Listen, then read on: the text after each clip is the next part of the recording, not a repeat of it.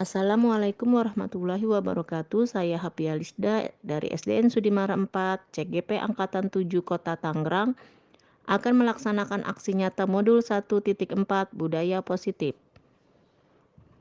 Latar belakang untuk menumbuhkan dan menerapkan budaya positif pada murid di sekolah serta menciptakan lingkungan pendidikan yang kondusif. Tujuan 1. Menumbuhkan dan menerapkan budaya positif pada siswa. 2. Mewujudkan siswa profil pelajar Pancasila sesuai dengan visi sekolah. Tolak ukur. Siswa dapat membuat keyakinan kelas bersama guru dan dipajang di dinding kelas. Siswa dapat menerapkan budaya positif secara konsisten. Lini masa tindakan. 1. Guru melakukan sosialisasi kepada warga sekolah. 2. Guru menjelaskan manfaat keyakinan kelas sebagai budaya positif. 3. Guru membimbing siswa menyusun keyakinan kelas. 4. Siswa berpendapat terkait keyakinan kelas. 5. Siswa menandatangani keyakinan kelas dan menempelnya di dinding kelas. 6. Siswa melaksanakan keyakinan kelas secara konsisten. Dukungan dari kepala sekolah, rekan guru, murid, orang tua murid agar semua terlaksana dengan baik, serta sarana dan prasarana yang memadai. Refleksi modul 1.4 Budaya Positif.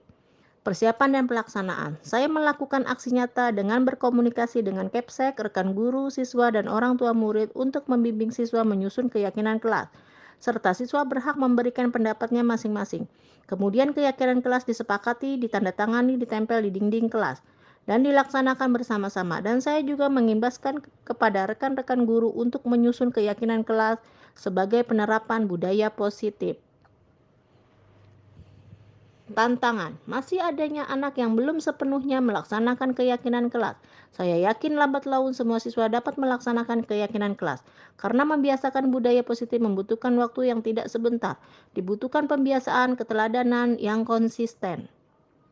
Perasaan, melakukan aksi nyata modul 1.4 saya sangat senang. Karena dengan membuat keyakinan kelas, anak-anak menjadi lebih tertib, kelas menjadi kondusif, mereka senang dan tidak dapat hukuman. Rekan sejawat juga mengikuti membuat keyakinan kelas. Pembelajaran yang didapat dari hasil pelaksanaan antara lain yaitu 1. Pentingnya membuat kelas impian dan keyakinan kelas. 2. Posisi guru sebagai kontrol manajer. 3. Melakukan segitiga restitusi. 4. Dukungan dari semua warga sekolah untuk menerapkan disiplin positif untuk mewujudkan budaya positif di kelas dan di lingkungan sekolah. Hasil aksi nyata, rekan guru tergerak menyusun keyakinan kelas, siswa semakin percaya diri, bertanggung jawab, disiplin, peduli sesama lingkungan. Rencana pelaksanaan budaya positif di masa datang. Penyusunan dan pembiasaan keyakinan kelas sebagai budaya positif diharapkan dapat direalisasikan dalam kehidupan secara konsisten. Pak, saya mohon izin, saya akan melakukan penindasan untuk modul 1.4 budaya positif. Saya mohon izin untuk mengundang rekan-rekan guru untuk mengikuti penindasan ini. Ya kalau masalah izin sih saya sebagai kepala sekolah ya pasti mengizinkan, apalagi ini yang berhubungan dengan kegiatan guru penggerak yang ibu sedang melaksanakan sekarang. Nah, silakan saja panggil teman-teman, minta bantu untuk mengikuti penindasan tersebut. Saya hanya dapat memberikan motivasi saja, mudah-mudahan apa yang dilaksanakan cepat selesai dan dapat berhasil dengan hasil yang memuaskan. Terima kasih, Pak.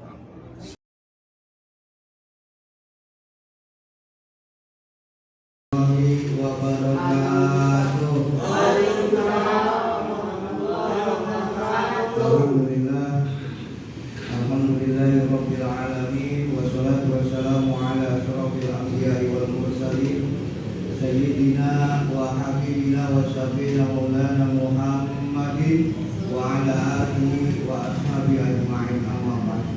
Yang sama-sama kita hormati kepala sekolah SD Sudimara 4 Bapak Nasib Suhaimi, yang sama-sama menghormati para dewan guru, Bapak Ibu sekalian semuanya. Alhamdulillah pada kesempatan pagi menjelang siang ini kita bersama-sama dapat berkumpul bermuajahah tepat tempat yang mulia ini dalam rangka suatu acara, yakni pembebasan calon guru penggerak angkatan ke-7, yaitu Askia Rizka dari SDN Maropat. Mudah-mudahan acara kita pada hari ini mudah-mudahan dari awal berjalan dengan baik, berjalan dengan lancar. Maka oleh karena itu pada kesempatan siang hari ini mari sama-sama kita mulai saja acara ini. Diawali dengan membaca surah Al-Fatihah ala hadiniya wa likulli sholiha wa ila hadratin nabi syafa al-Fatihah. Alhamdulillahirabbil alamin. Iyyaka na'budu wa iyyaka nasta'in. Shiratal ladzina an'amta 'alaihim ghairil maghdubi 'alaihim waladdallin. Maka oleh karena itu yang kedua, marilah sama-sama kita dengarkan sambutan dari kepala sekolah SD 4, Bapak Nasib dari SPD waktu dari Departemen Persilakan.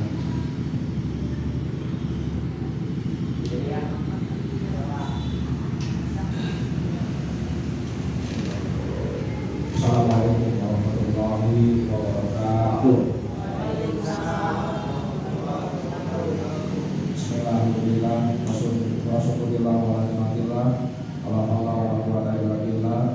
Wallahu yusalli salli wa yassir amri wa amri datang bisani dan qaul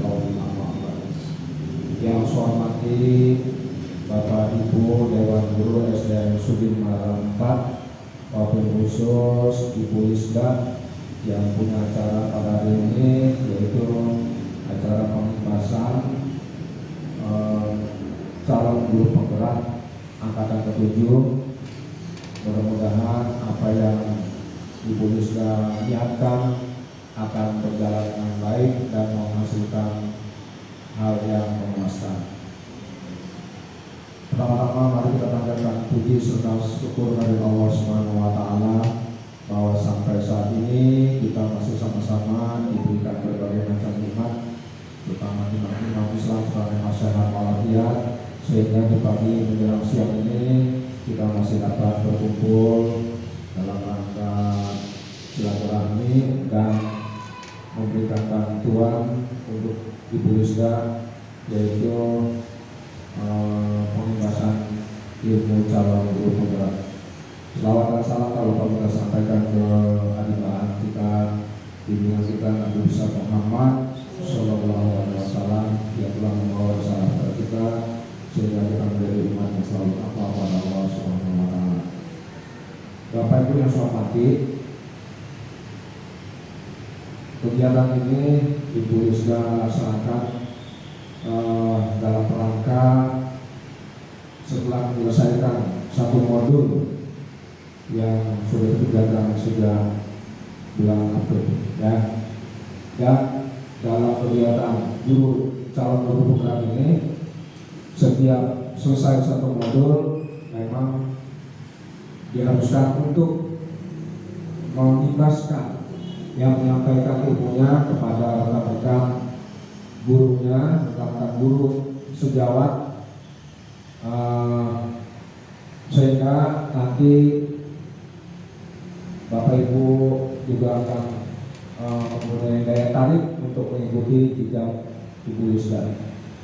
Dan kegiatan calon guru penggerak ini memang sekarang satu keharusan yang harus diikuti oleh seluruh Bapak Ibu guru, ya, dalam rangka menggerakkan kurikulum yang sekarang ini, bahwa nantinya setelah selesai kegiatan guru penggerak, Bapak Ibu nanti mempunyai sertifikat yang sertifikatnya nanti bisa digunakan, ya salah satunya adalah calon kepala sekolah atau calon pengawas.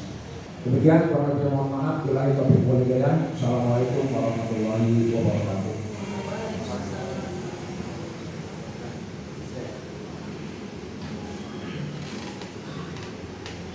Terima kasih sambutan yang disampaikan oleh kepala sekolah SD dapat sama-sama kita ketahui, marilah sama-sama kita dukung dan kita berikan semangat kepada Ibu Hasbiah ini.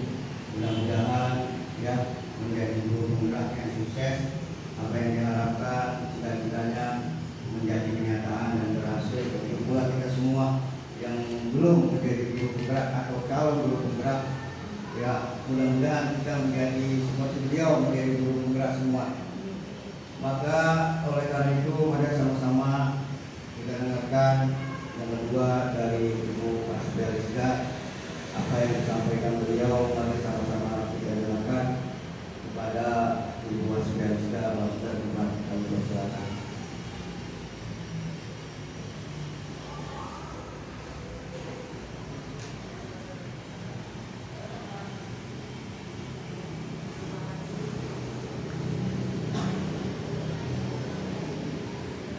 Assalamualaikum warahmatullahi wabarakatuh. Waalaikumsalam. Yang keempat, budaya positif. Yang pertama adalah disiplin positif dan nilai-nilai kebajikan universal. Perubahan paradigma, teori kontrol, teori tingkat, dan ilusi kontrol. Ilusi guru mengontrol murid. Jadi kadang-kadang kita bisa aja memaksakan diri kita untuk mengontrol murid. Murid harus seperti ini. Bisa aja kan kalau seorang guru, anak juga, udah kata bu guru begini saya ikut aja.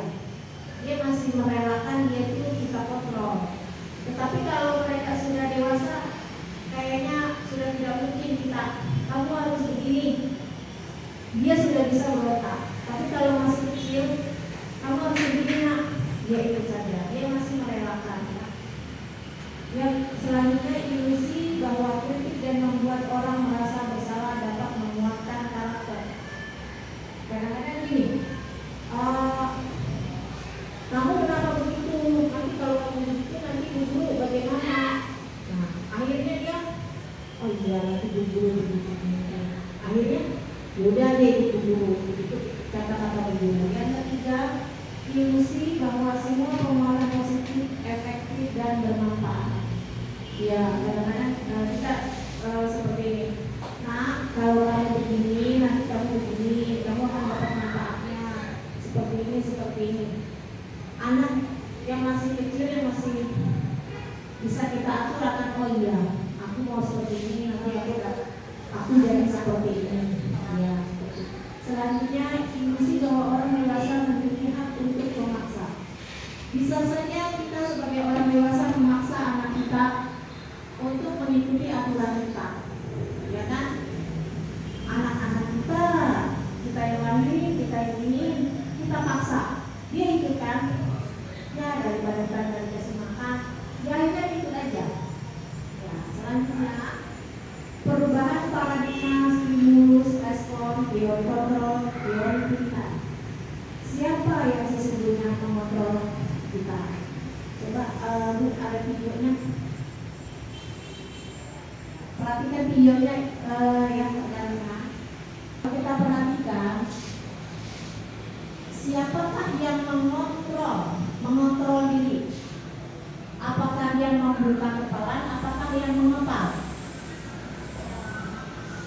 Coba Ibu Diana, kira-kira siapa yang jadi pengontrol? Yang mengepal, ya. Nah, selanjutnya kita kan tadi belajar tentang disiplin.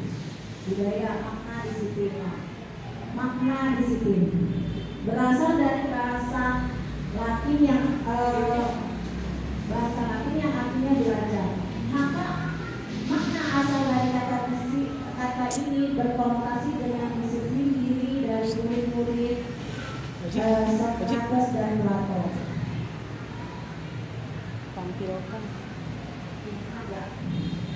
Tampilkan yang atas. Disiplin diri membuat orang menggali potensinya menuju sebuah tujuan, apa yang dia hargai.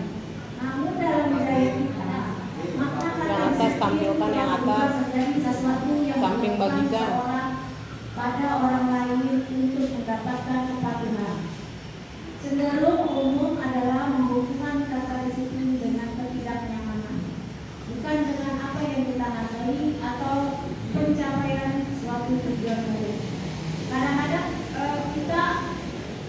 disiplin, anak-anak harus disiplin, tapi mereka tidak merasa nyaman dengan disiplin itu, ya. Kayak paksaan, kamu harus duduk yang rapi, gini. Itu anak sebenarnya nggak pengen banget duduk rapi, kayaknya udah pengen goyang-goyang, tapi karena antar dimarahin guru, jadinya dia duduk disiplin, karena duduk rapi. Selanjutnya, nilai-nilai kebajikan universal. Nilai-nilai kebajikan adalah sifat-sifat positif manusia yang merupakan tujuan mulia yang ingin dicapai setiap individu. Nilai-nilai tersebut bersifat universal dan lintas bahasa, suku, bangsa, agama, maupun latar belakang. Setiap perilaku perbuatan memiliki suatu tujuan. Dengan menaikkan nilai-nilai kebajikan yang diyakini seseorang, maka motivasi intrinsiknya akan terbangun, sehingga pergerakan motivasi dari dalam dan dapat mencapai tujuan mulia yang diinginkan. Nilai-nilai kebajikan yang ingin dicapai oleh setiap anak Indonesia kita kenal dengan profil pelajar Pancasila. Profil pelajar Pancasila, ya, itu nilai-nilai kebajikan yang kita inginkan. Pertama yaitu beriman, bertakwa kepada Tuhan Yang Maha Esa dan berakhlak mulia. Tentu saja kita menginginkan anak-anak didik kita beriman, bertakwa, dia sopan, berakhlak kepada orang yang lebih tua, hormat, ya. Selanjutnya mandiri, dia bisa mengerjakan PR sendiri, belajar sendiri, tidak selalu dibantu orang lain. Mandiri itu melakukan sesuatu sendiri. Selanjutnya bernalar kritis. Kita juga menginginkan anak didik kita atau anak kita yang di rumah mempunyai nalar yang kritis, ya. Dia bisa menyelesaikan suatu masalahnya sendiri. Selanjutnya berkebinekaan global. Ya, berkebinekaan global, contohnya kayak kita mengajar itu anak-anak kita yang sekarang adalah kurikulum merdeka.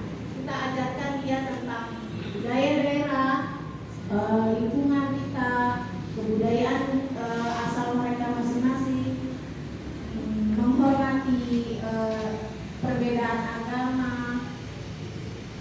biar tahu permainan tradisional bisa kita terapkan di kelas kita. Ya, itu berkebinekaan global. Selanjutnya bergotong royong. Tanpa kita suruh, mereka mau bergotong royong membantu teman yang kesusahan. Itu yang kita inginkan. Jangan, teman kamu lagi susah, bawa meja nggak kuat, coba tolong bantu. Tanpa kita suruh, yang kita inginkan adalah mereka tergerak hatinya untuk membantu teman-temannya. Jangan hal seperti paku, ya, dia tidak akan jalan, tidak akan maju kalau tidak diketok, tidak dipukul. Kita tidak menginginkan anak-anak seperti itu, seperti palu. Kalau tidak diketok, itu tidak perlu jalan. Selanjutnya adalah kreatif. Kreatif ini seperti zaman sekarang ini teknologi sudah mudah sekali dijangkau. Banyak anak-anak kita tahu-tahu mereka sudah bisa bikin video, edit foto, banyak pada bikin TikTok gitu, ya. Tapi kita arahkan ke arah yang baik. Biarkan mereka kreatif, tapi jangan dilepas. Kita arahkan, kita kontrol, jangan sampai dia keluar jalur, ya. Dia harus kreatif, biarkan dia kreatif, tapi kita kontrol. Selanjutnya adalah motivasi perilaku manusia. Ya. Teori motivasi perilaku manusia. Manusia kadang-kadang berperilaku itu satu untuk menghindari ketidaknyamanan atau hukuman.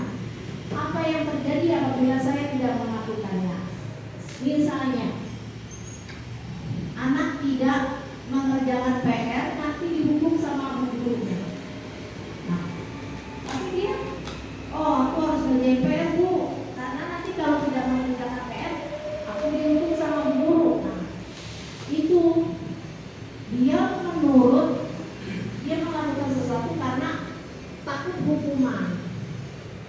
kita tidak menginginkan itu. Selanjutnya, untuk mendapatkan imbalan dari orang lain atau institusi apa yang akan saya dapatkan apabila saya melakukannya. Kadang anak-anak juga gini, saya melakukan ini, saya mau maju ke depan, saya ini biar guru puji aku, biar aku mau rajin di rumah, nanti aku dapat hadiah. Aku mau belajar biar pintar, nanti aku dapat HP dari ibuku, dari ayahku, dapat sepeda baru. Nah, itu perilaku untuk mendapatkan imbalan atau ini ya, mendapatkan sesuatu. Dan yang ketiga, untuk menghargai diri sendiri. Saya akan menjadi orang yang seperti apa bila saya melakukannya. Nah, yang untuk menghargai diri sendiri ini yang kita inginkan, karena dia melakukan sesuatu tanpa ya ini nanti dapat hukuman, ya aku melakukan ini, tetapi dari diri dia sendiri dia menghargai. Saya harus ini, kayak misalnya ada peraturan memakai helm, kan? Kalau tidak memakai helm nanti ditilang polisi, atau kalau tidak memakai helm nanti bisa kalau kecelakaan bahaya. Kira-kira ibu yang mana? Kenapa ibu memakai helm? Pak Iwan, kenapa Pak Iwan memakai helm? Untuk menjaga keselamatan. Perhatikan, dia berjalan ada air. Kenapa dia taruh pohon? Ya. Terus seorang ibu berusaha, binatang yang lapar dia kasih. Setiap hari dia lakukan seperti itu. Ada pengemis, ada bacaannya untuk pendidikan. Kalau kita lihat dari video ini, kenapa tadi ada air jatuh dia taruh pohon yang kering? Karena pohon kering kurang air, nanti butuhkan, makanya dia kasih supaya basah. Iya, basah biar dia tumbuh lagi. Nah, terus ada anak kecil untuk mengemis untuk biaya sekolah. Ya, ini perilaku yang setiap hari ia lakukan. Setiap hari dia berangkat kerja selalu memberi pengemis uang. Lama-lama pengemis itu merasa dirinya tuh nggak enak sendiri. Tiap hari dikasih. Dia merasa tidak enak sendiri. Akhirnya dia sekolah karena uang dari dia mengemis untuk sekolah. Lalu ada seorang nenek yang setiap hari dikasih pisang. Nah, dia merasa ini orang setiap hari kok baik banget, lama-lama akhirnya semua orang yang ia tolong baik kepada dirinya.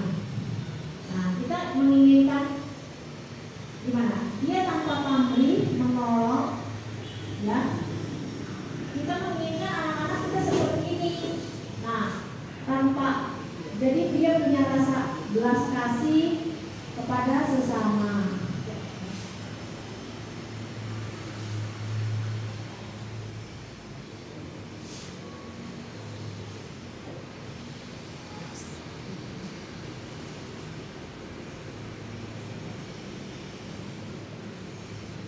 Menurut Ki Hajar Dewantara, merdeka itu artinya tidak hanya terlepas dari perintah, akan tetapi juga cakap buat memerintah diri sendiri. Ya, merdeka itu misalnya gini, saya mah nggak mau diperintah-perintah, saya mau apa yang saya lakukan sesuai hati nurani saya. Tetapi kita juga harus mempunyai keyakinan. Saya harus bisa, saya harus belajar, saya harus semangat, saya harus seperti mereka. Jangan melihat ke belakang, kita lihatlah ke depan contoh-contoh yang baik,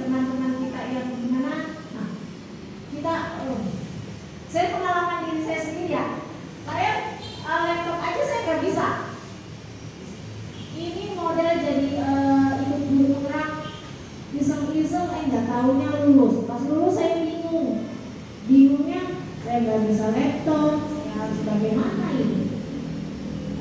Tetapi ada pengajar praktek saya yang memberikan dorongan dan dukungan, yaitu Ibu Eko Susati. Dia bilang, waktu itu waktu lokakarya pertama saya datang ke dia, menemui dia, Bu, saya ingin lulus tahap 1, tahap 2, sedang lokakarya. Tapi saya bingung, Bu, saya tidak bisa laptop, saya gimana ini, Bu? Terus Ibu Eko bilang, Ibu sudah terlanjur libur ke kolam. Ibu harus menyeberang kolam sampai sana. Bagaimana caranya? Ibu harus sampai di ujung sana bersama teman-teman Ibu. Apakah Ibu mau di sini sendirian, teman Ibu sampai sana, sampai ujung, Ibu masih di sini? Ya enggak lah, Bu, saya bilang gitu. Tapi dia bilang semangat. Bagaimana caranya semangat? Dan ikuti semua kegiatan, belajar. Dan alhamdulillah ini tadi pagi saya bikin PPT ini presentasi saya bikin sendiri. Ya ada dibantu dengan Ibu Ana. Ya selanjutnya jadi didukung oleh penghargaan, bahwa penghargaan kalau berarti sama dengan dukungan, dalam arti meminta atau membujuk seseorang melakukan sesuatu untuk memenuhi suatu tujuan tertentu dari orang yang meminta atau membujuk.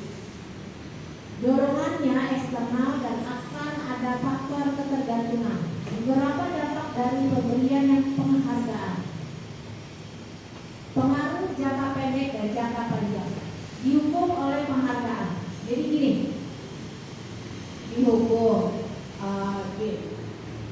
Nah, kamu kalau nanti juara kelas, padahal anaknya nggak bisa, Bu. Misalnya anaknya biasa kalau itu ranking tengah-tengahan, 15 apa 20 gitu. Nah, kalau kamu nanti ranking 1, Ibu akan ajak kamu ke mall, kamu belanja sesuka hati kamu. Nah, itu anak ya ranking 20 disuruh jadi ranking 1. Kira-kira bisa nggak?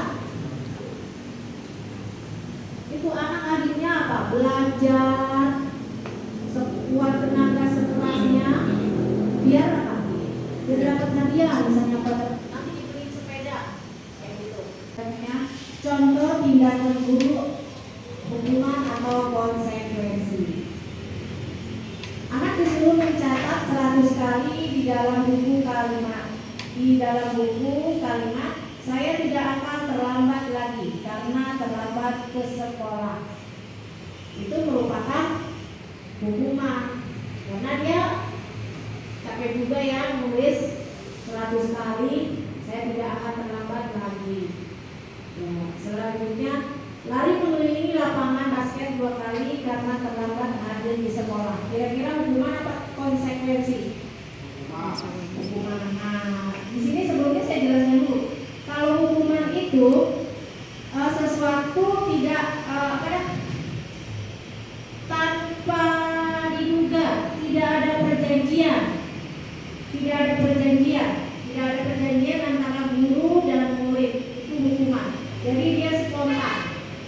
Sedangkan kalau konsekuensi ada perjanjian antara guru dan murid. Misalnya, ayo kita cari lagi. Ayo anak-anak, kalau misalnya nggak ngerjain PR, kira-kira diapain ya? Apa ya iniannya? Itu Bu, suruh diri di depan kelas, suruh ini Bu, suruh ini. Nah, itu namanya konsekuensi. Ada perjanjian antara murid dan guru. Sedangkan kalau hukuman spontan, misalnya bisa datang terlambat, kalau tahu gurunya bisa kamu datang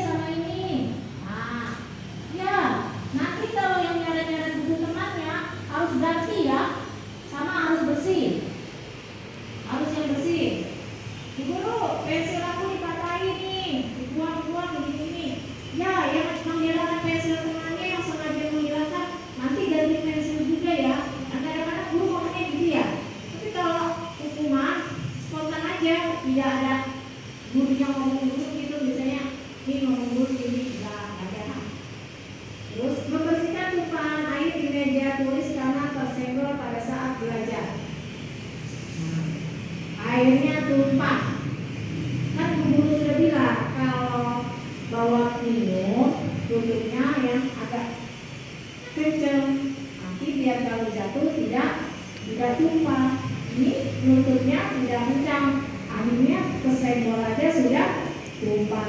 Nah, kalau tumpah sendiri, dilap ya, dibersihkan ya. Itu. Selanjutnya, murid disuruh untuk tidak mengenakan sepatu seharian di sekolah karena tidak mengenakan sepatu hitam. Nah, dia dihukum.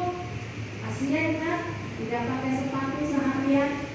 Nah, itu kenapa? Nanti mentalnya teman-temannya dia, iya dong. Itu dia pasti dihukum sama guru atau pak guru karena dia tidak pakai sepatu. Pasti dia punya kesalahan. Nah, seharian tuh dia nahan perasaan. Lalu kelilingi lapangan basket 2 kali karena terlambat 10 menit untuk pelajaran PJOK. Nah, kalau lari terus gilirannya pelajaran olahraga atau PJOK, ayo kamu telat, ayo keliling lapangan 2 kali. Nah, itu konsekuensinya. Mungkin Pak Aryo, kalau yang telat nanti lari lapangan basket 2 kali ya. Nah, itu sudah ada perjanjian dari antara guru dan murid.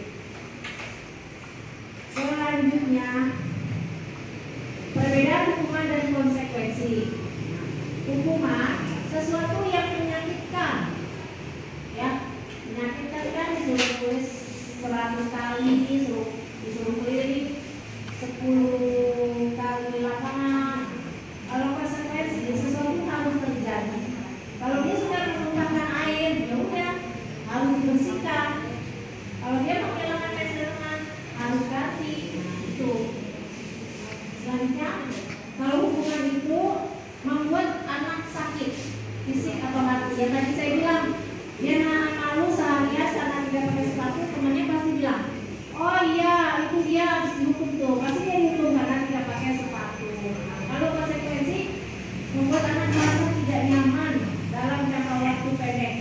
Ayo kamu kan numpahin air, coba kamu bersihkan lagi. Ya paling dia cuma sebentaran aja, paling dia bilang, orang udah pulang sih ya udah habis perkara.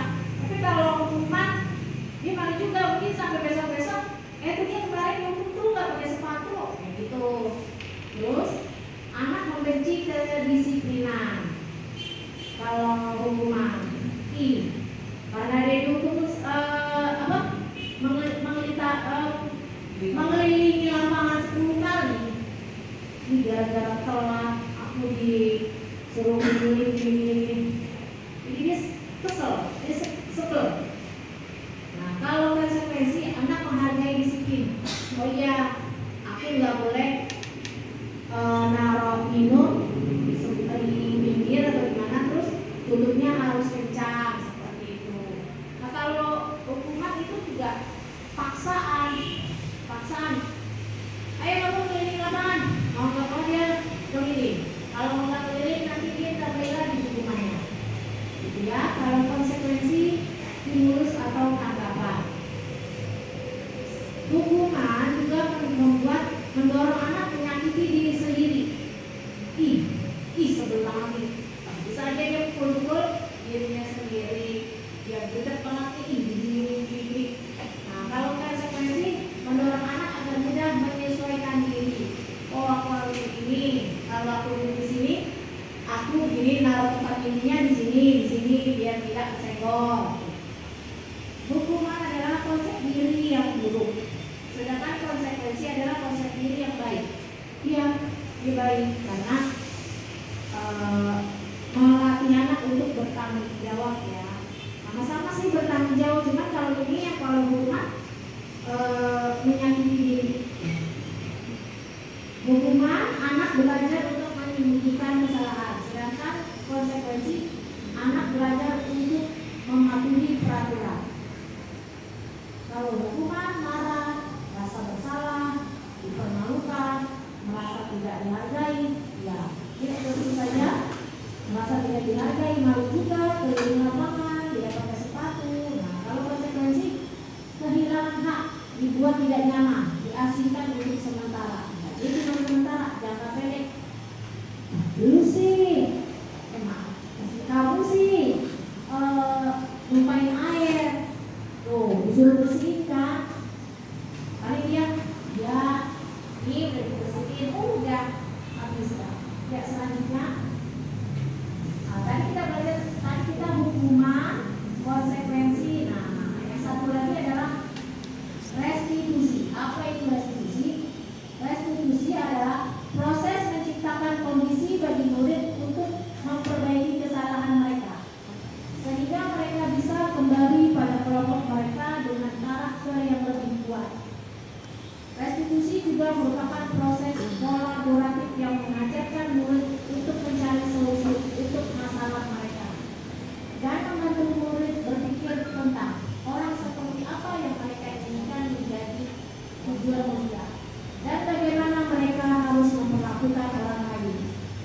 Seperti kemarin saya membuat video restitusi, ada anak telat, bukannya telat, di dalam kelas awal pembelajaran dia tertidur. Guru sudah memberi salam, sudah membuka pelajaran, tetapi dia masih tertidur. Saat itu guru memanggilnya, diucapkan oleh gurunya, selamat pagi Adli, sampai 2 kali. Adli, selamat pagi. Anak itu masih tidur. Dan ternyata ditanyakan oleh gurunya, kenapa kamu masih tertidur Adli? Si anak itu jawab, semalam dia nonton bola. Kebetulan sekarang lagi musim bola, Piala Dunia. Dia nonton bola.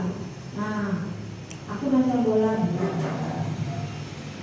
Nah, gurunya tidak marah, tidak menghukum, tapi dia mengimplementasikan restitusi ini, yaitu dengan menanyakan keyakinan kelas.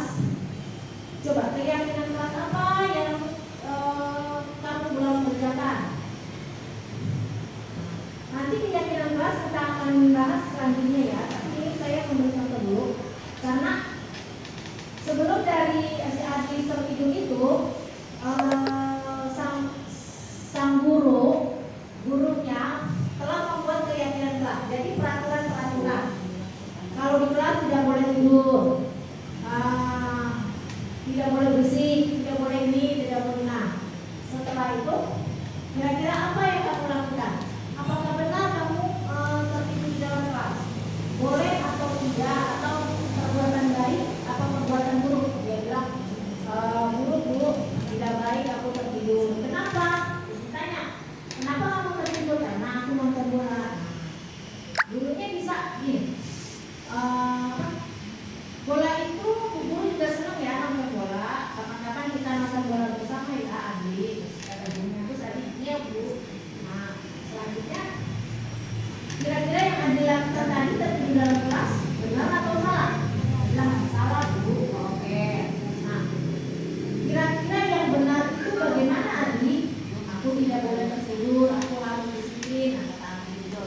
Terus untuk memperbaikinya, Adli harus apa? Biar tidak tertidur dalam kelas. Oh iya, kamu harus apa? Aku tidak boleh tidur terlalu malam bu, nanti itu terlalu. Nah, kita seperti itu namanya restitusi, menyelesaikan masalah, dan anak sendiri yang bisa kita arahkan anak untuk menyelesaikan masalahnya. Nah, akhirnya dia menyadari dia tidak boleh tidur terlalu malam dan dia harus disiplin. Nah, seperti itu restitusi. Selanjutnya,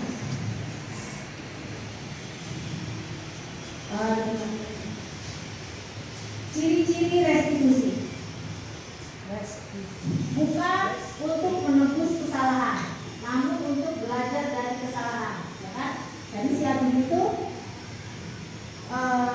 dia tidak dihukum sama gurunya, dia tidak diberi hukuman, tapi dia bagaimana cara menebus kesalahan dia dengan tidak tidur terlalu malam, memperbaiki hubungan. Nah, dulu sama si Adli itu tidak, si Adli mungkin marah nggak sama gurunya?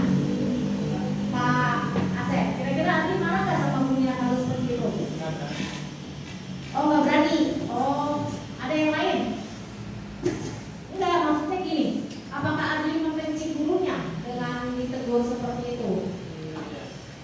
karena adik tidak diberi hukuman dan gurunya juga tidak marah kan, hanya mengarahkan.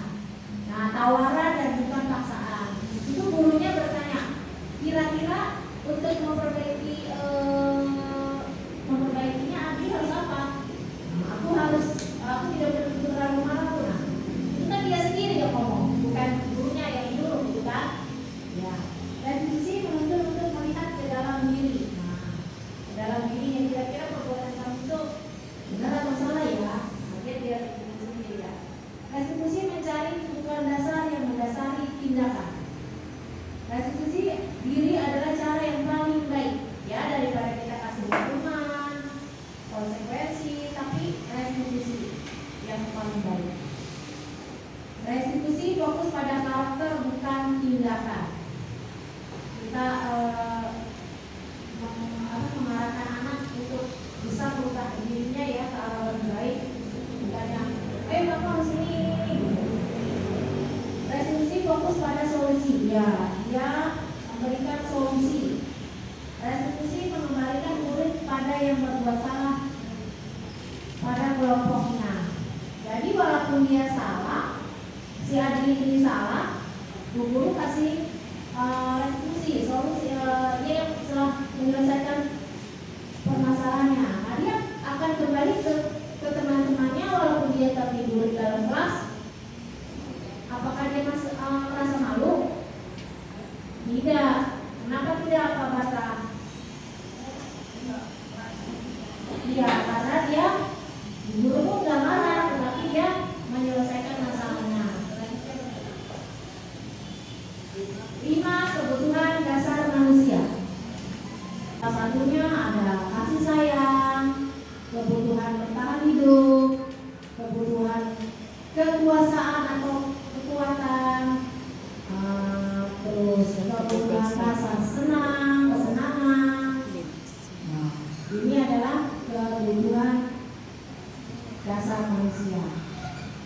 Kebutuhan yang pertama itu dari kebutuhan bertahan hidup.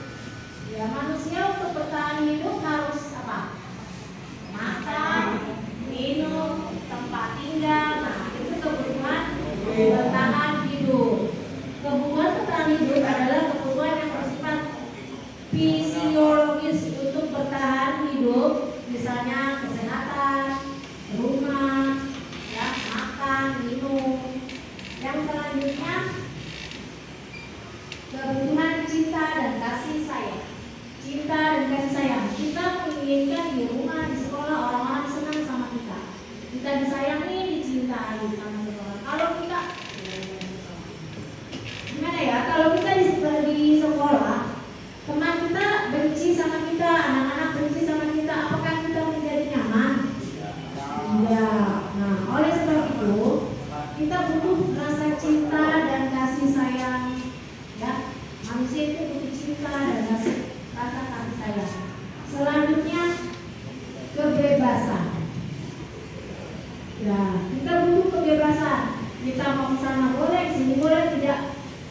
Ini tidak boleh, sini kamu harus begini atau begini. Nah, kita perlu kebebasan. Ya, kalau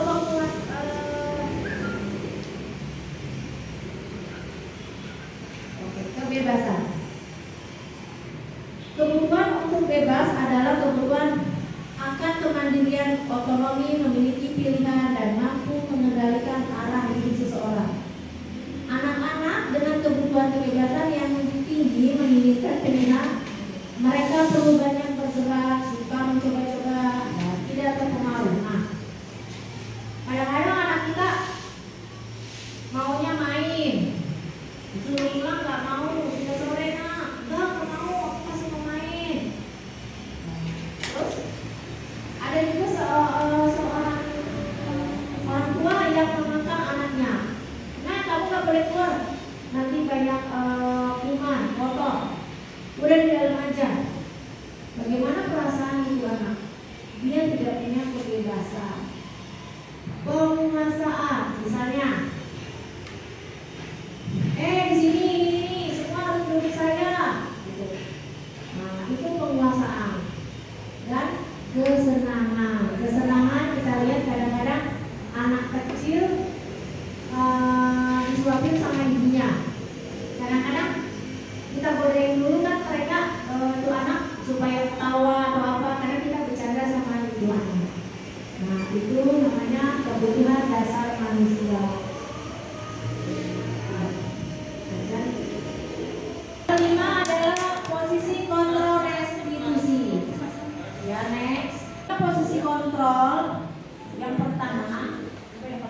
Surya ada. Emang Surya ada? Ada. Surya. Ini 18. Posisi menghukum. Ya.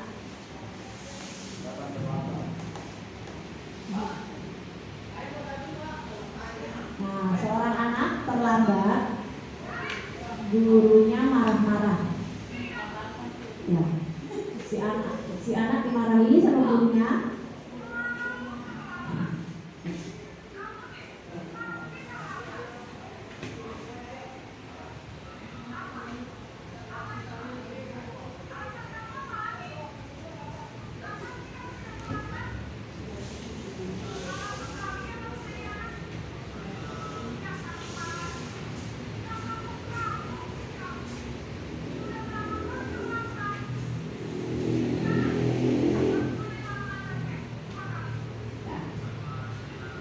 Kira-kira siapa nih yang kayak ini? Anaknya terlambat disuruh keliling lapangan basket 2 kali. Pembuku. Selanjutnya seperti posisi pembuat merasa bersalah.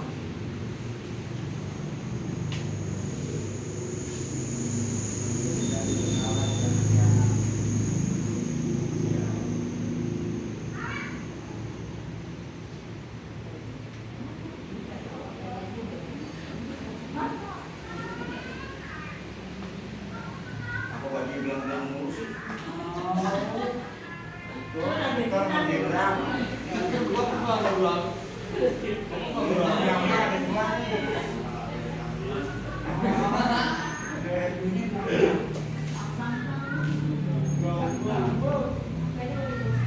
Nah, sebagai posisi pemberi rasa bersalah, siapa di sini?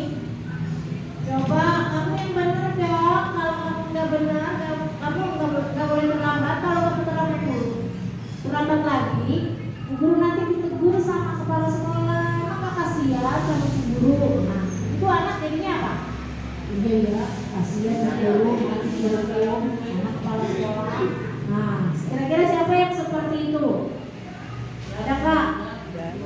Nah, pembuat merasa bersalah. Tapi bisa jadi ini ya, yang hukuman. Ada nggak yang hukuman? Tidak ada ya. Selanjutnya posisi memantau atau monitor. Kita lihat videonya.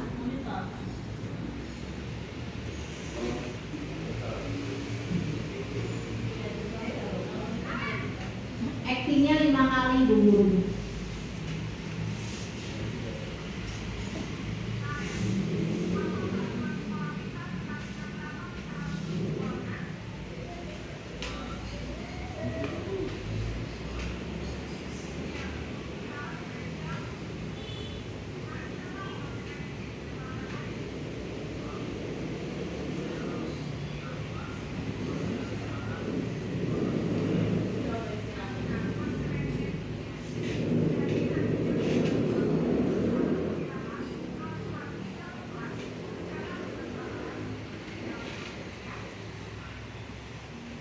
Ini adalah posisi pemantau. Itu anak terlambat, berarti tertinggal pelajaran, dia harus menebusnya. Selanjutnya yang keempat, posisi teman. Posisi teman dulu, ya, sebelum posisi ketiga.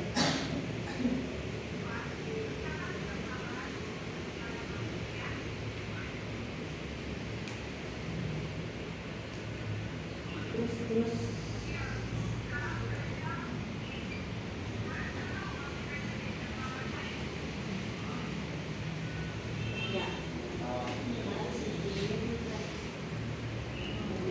ya, kalau posisi teman itu gurunya itu menegurnya agak bercanda sedikit. Hai Naren, gimana sih kamu telat? Kamu gini-gini, ada bercanda-bercandanya. Itu seperti teman. Kira-kira siapa yang seperti itu? Kabarnya sama teman, sama murid ada? Ya, telat. Terus kalau muridnya telat, ngomongnya seperti teman. Oh, berarti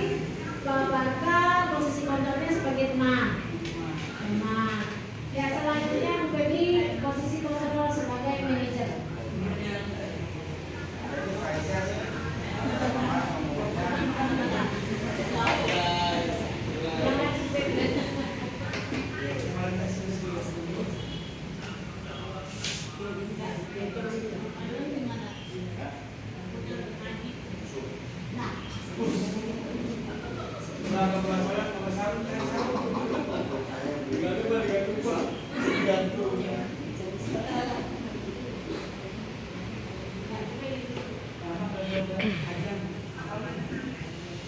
ini sebagai manajer, coba perhatikan.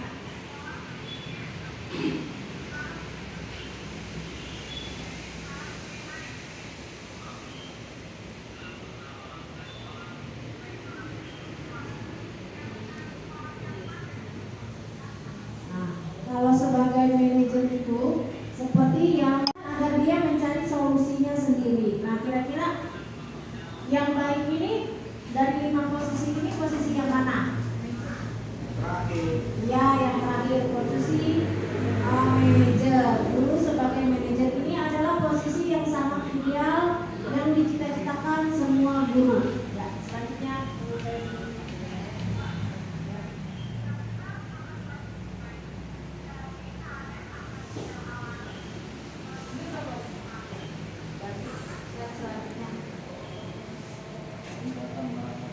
Nah, yang terakhir adalah keyakinan kelas dan restitusi. Ya, silakan. Mengapa tidak peraturan saja? Mengapa harus keyakinan kelas?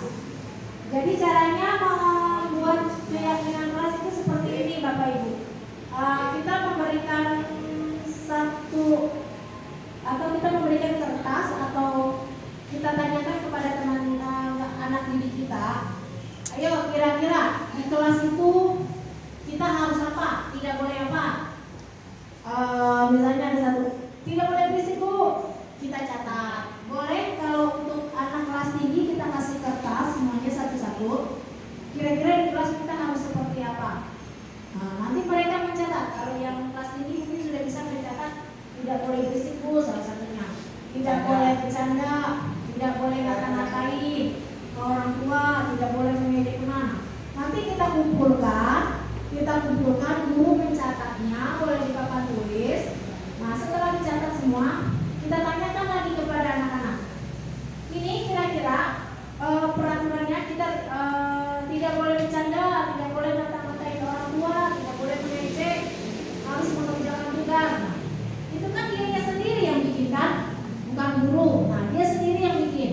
Nah, nanti kita guru mengolahnya, diganti kata-katanya yang lebih bagus. Misalnya yang lebih baik, yang bermakna nilai kebajikan. Nah, misalnya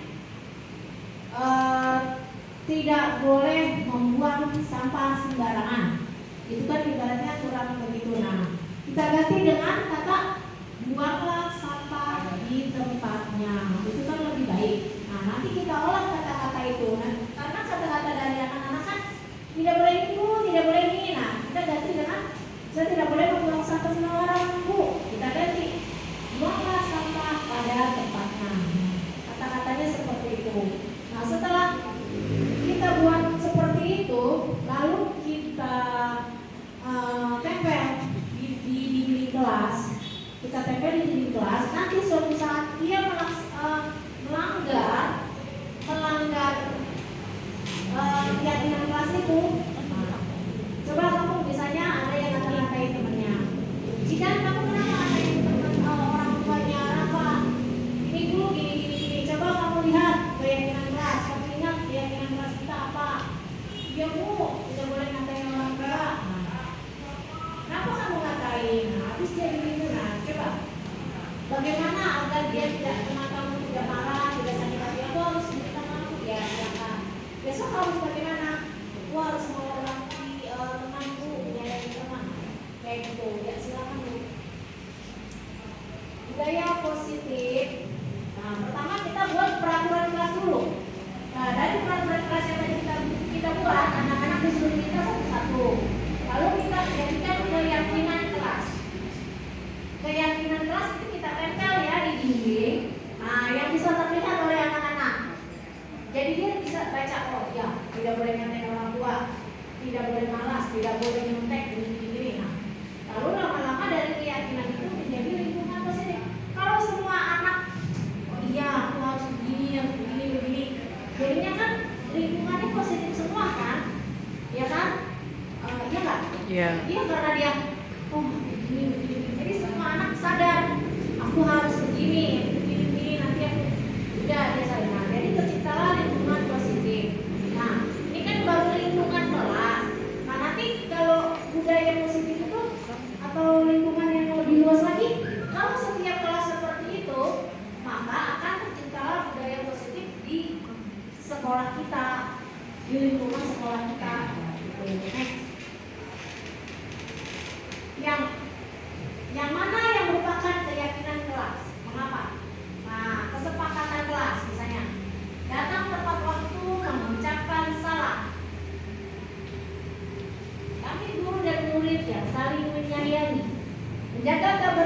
sekolah. Nah, ini contoh-contohnya ya. Ini kesepakatan kelas dari kesepakatan dulu, nanti terus keyakinan, dari keyakinan terus jadi lingkungan yang positif, akhirnya terjadilah budaya yang positif. Selanjutnya dari segitiga restitusi. Nah, segitiga restitusi itu kamu tentu punya alasan mengapa melakukan itu. Nah, kayak misalnya, terus ada kan cara yang lebih efektif untuk mendapatkan apa yang kamu butuhkan. Setiap orang pasti pernah melakukan kesalahan. Kamu bukan satu-satunya yang pernah melakukan ini. Nilai-nilai apa yang telah kita sepakati? Kamu ingin menjadi orang yang seperti apa? Nah, dari kata-kata itu nanti bisa dikelompokkan segitiga restitusi. Validasi kebutuhan yang makhluk. Segitiga restitusi itu pertama menstabilkan identitas, yang kedua validasi kebutuhan, yang ketiga menanyakan keyakinan. Ya. Pertama, menstabilkan identitas. Untuk membuat anak merasa gagal karena membuat salah menjadi positif terhadap dirinya. Jadi, kayak tadi saya contohin si Ardi itu, dia itu kan salah. Salahnya apa? Karena dia tertidur di dalam kelas. Nah, guru itu kan manggilnya 2 kali tidak juga dengar. Nah, akhirnya guru itu berusaha menstabilkan identitasnya dia dulu. Nah, jadi gini, berbuat salah itu hal yang manusiawi. Tidak ada manusia yang sempurna. Bapak Ibu juga buat salah, kita pasti bisa menyelesaikan masalah ini. Bapak Ibu tidak tertarik untuk mencari tahu siapa yang benar, siapa yang salah. Bapak Ibu lebih tertarik untuk menyelesaikan masalah. Ya enggak? Tadi kan gurunya menyelesaikan masalah kan, tidak memberi hukuman. Ya. Kalau kamu menyalahkan dirimu sendiri terus-menerus, apakah kamu bersikap baik pada dirimu sendiri? Nah, jadi gurunya tidak menyalahkan si Adi. Si Adi juga tidak ada perasaan bersalah-salah amat ya, karena gurunya tidak menghukumnya. Selanjutnya adalah validasi kebutuhan, membantu murid mengenali basic kebutuhan dasar yang ingin dipenuhinya ketika melakukan kesalahan itu. Pada dasarnya, setiap tindakan manusia tujuannya adalah memenuhi kebutuhan dasar. Apakah itu penguasaan, kebebasan, kasih sayang, dan rasa diterima, kesenangan atau bertahan hidup. Guru juga bisa berkata kayak gini, kayak si Andi kan tadi tertidur. Gurunya kan bilang gini, kenapa Adli kamu bisa tertidur? Aku nonton bola. Terus untuk menstabilkannya, gurunya bilang gini, pasti seru ya nonton bola. Guru juga senang nonton bola. Kapan-kapan kita nonton bola bersama ya. Iya Bu. Nah, itu menstabilkan dia. Jadi dia, guru juga nonton bola sih. Jadi kan ya aman ya. Terus yang kedua, gurunya berkata, kamu bisa saja melakukan hal yang lebih buruk, tapi kamu tidak melakukannya. Kamu pasti punya alasan mengapa melakukannya. Kamu kenapa tidur Adli? Kenapa tertidur di dalam kelas? Karena aku nonton bola Bu. Terus nonton bola, kamu boleh aja nonton bola, tapi harus tahu diri atau harus sadar kalau kamu nonton bola terlalu malam, nanti sekolah bisa terlambat. Nah, itu memvalidasi kebutuhan dia. Selanjutnya terus menanyakan keyakinan kelas. Nah, Adli, kamu tertidur di dalam kelas. Terus kamu itu kira-kira yang kamu lakukan itu benar atau salah? Salah Bu, kata si Adli. Nah, terus gurunya masuk dah tuh nanya keyakinan kelas. Nah, masih ingat nggak keyakinan kelas kita? Langsung kan ya, oh iya Bu, aku harus disiplin, aku harus konsentrasi. Kan ada ya kata-kata, harus disiplin Bu, di dalam kelas harus konsentrasi. Nah, harus disiplin Bu, harus konsentrasi. Nah, itu kan udah masuk kan Bu, nanya keyakinan kelas. Nah, terus gurunya masuk lagi, dia